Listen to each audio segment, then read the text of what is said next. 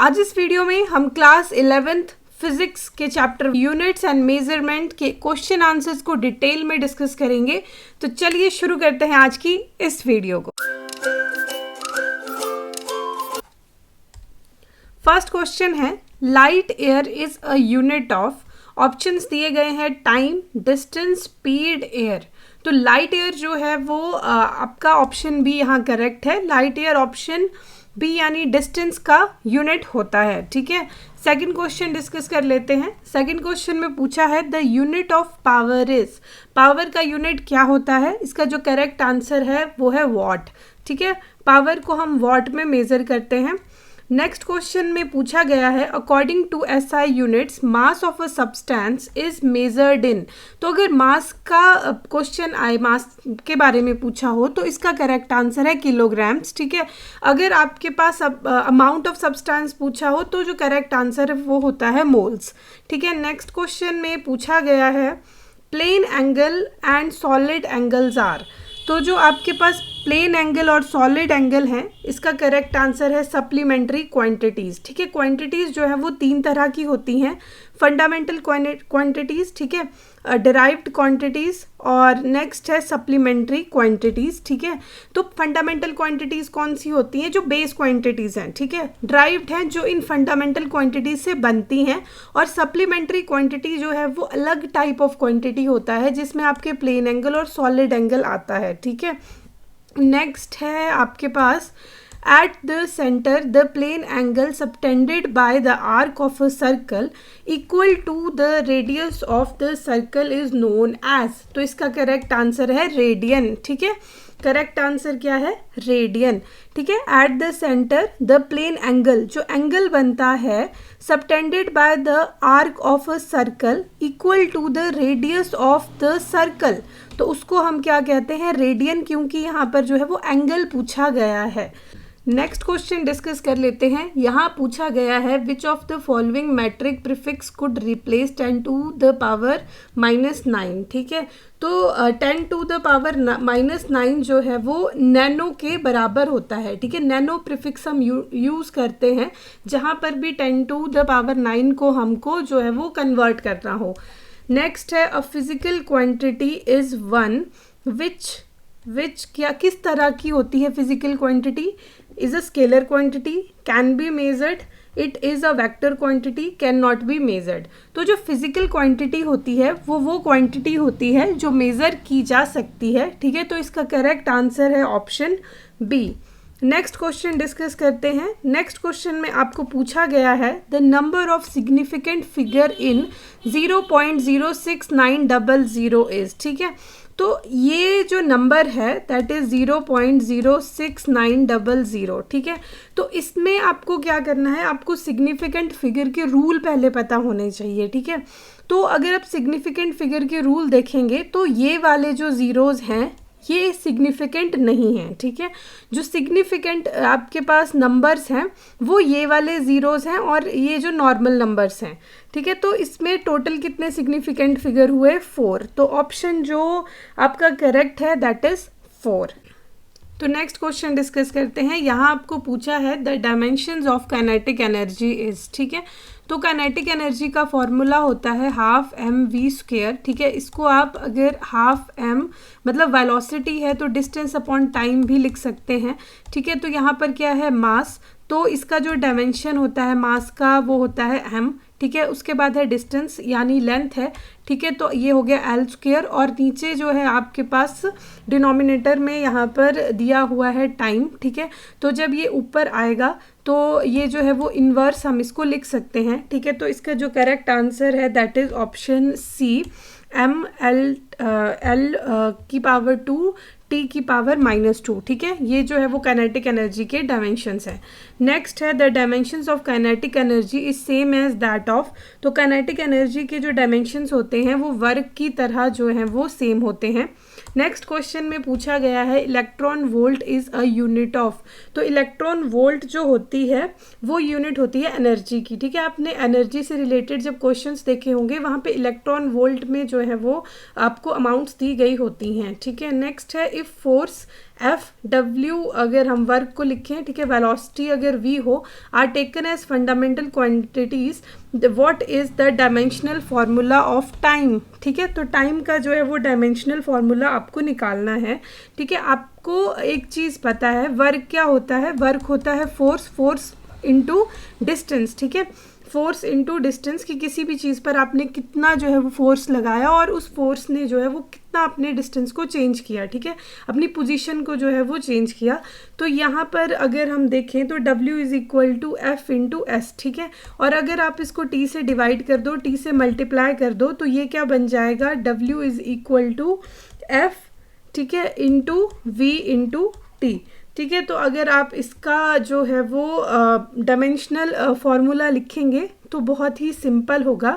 यहाँ पर dimensional formula of जो है वो आपको क्या निकालना है, टाइम का डायमेंशनल फार्मूला निकालना है, ठीक है। तो टाइम को एक तरफ रख लो और दूसरी तरफ जो है वो आपके पास आ जाएगा T equal to W F inverse V inverse, ठीक है। तो इसका जो करेक्ट आंसर है वो है आपके पास ऑप्शन डी, ठीक है। ऑप्शन डी जो है वो करेक्ट है, W F इनवर्स और साथ में जो है वो V इनवर्स, ठीक है। ये है V होता है इसमें वेलोसिटी। नेक्स्ट क्वेश्चन डिस्कस करते हैं, suitable unit for gravitational constant यहाँ पर पूछा गया है, ठीक है। इसकी यूनिट आपको बतानी है कि इन ऑप्शंस में से कौन सी जो है वो ठीक रहेगी। तो अगर हम देखें formula F is equal to G m1 m2 upon R square, ठीक है। तो अगर यहाँ पर आप g को एक तरफ रख लें तो फार्मूला क्या बन जाएगा, F, ठीक है, are square over m1 m2, ठीक है। तो यहाँ पर बन जाएगा g इक्वल टू न्यूटन, ठीक है, आगे है आर स्क्वेयर यानी लेंथ स्क्वेयर, ठीक है। तो ये बन जाएगा मीटर स्क्वेयर अगर यूनिट देखें, और नीचे जो है वो मास है तो kg पर यूनिट, ठीक है, पर यूनिट स्क्वेयर। तो यहाँ पर जो है वो इसका जो करेक्ट आंसर है that is option C.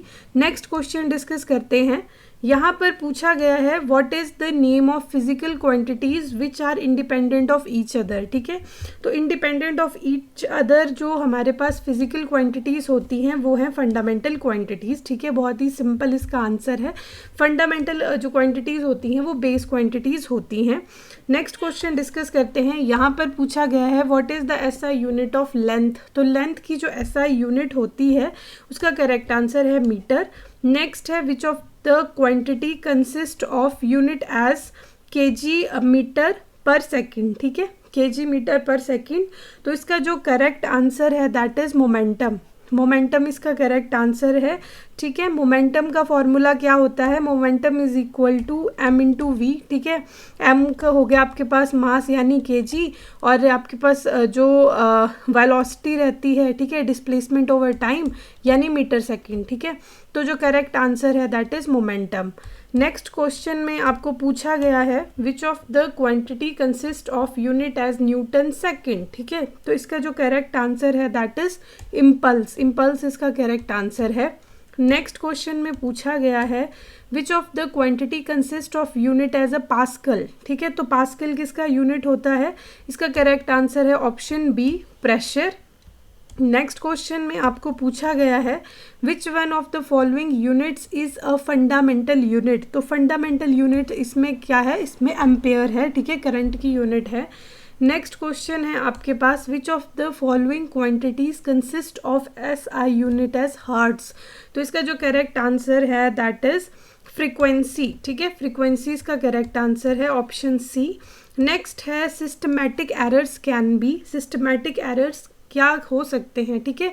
Systematic errors आपको याद रखना है, ये आइदर पॉजिटिव भी हो सकते हैं और आइदर नेगेटिव भी हो सकते हैं। इसके लिए आपका एरर्स का कॉन्सेप्ट क्लियर होना पहले ज़रूरी है। नेक्स्ट है द नंबर 2.745, ठीक है, और 2.735 on rounding off to 3 significant figure will be. यहाँ पर आपको 3 सिग्निफिकेंट फिगर्स तक इनको राउंडिंग ऑफ करना है। यहाँ पर आपको राउंडिंग ऑफ करने के जो है वो रूल्स पता होने चाहिए, ठीक है। अगर आपका लास्ट डिजिट जो है वो 5 हो, ठीक है, तो इस आपको यहाँ पर 3 सिग्निफिकेंट फिगर तक इसको क्या करना है, राउंडिंग ऑफ करना है। तो अगर 5 के जो है वो 5 से पहले वाला जो डिजिट है अगर वो इवन होता है, ठीक है, तो रूल है कि हम एज इट इज़ जो है वो उस नंबर को लिखते हैं, ठीक है। अगर आपके पास 5 से जो पहले वाला नंबर है वो ऑड होता है तो ऑड में जो है वो 1 को प्लस कर लिया जाता है, ठीक है। तो यहाँ पर क्या बना, यहाँ पर जो ये वाला सिग्निफिकेंट फिगर बनेगा इस नंबर से वो सिंपल आपका 2.74 रहेगा, ठीक है, 2.74 रहेगा। ये तो क्लियर हो गया। बट यहाँ पर क्या होगा, यहाँ पर 5 से पहले क्या है, एक ऑड नंबर है, तो यहाँ पर आपको 3 + 4 यानी लास्ट डिजिट बनेगा आपका 4 यानी 2.74 ये वाला नंबर भी बनेगा, ठीक है। तो इसका करेक्ट आंसर है option D. Next question discuss करते हैं। यहाँ पर लिखा है nautical mile is a unit of distance used in, ठीक है। तो नॉटिकल माइल जो है हम डिस्टेंस का यूनिट है, बट इसको हम कहाँ पर यूज़ करते हैं, इसको नेविगेशंस में यूज़ किया जाता है, ठीक है। नेक्स्ट क्वेश्चन में पूछा है which of the following numerical values has 3 significant figures. Significant figure का रूल्स जो है वो बहुत ही ज़्यादा इंपॉर्टेंट है, ठीक है।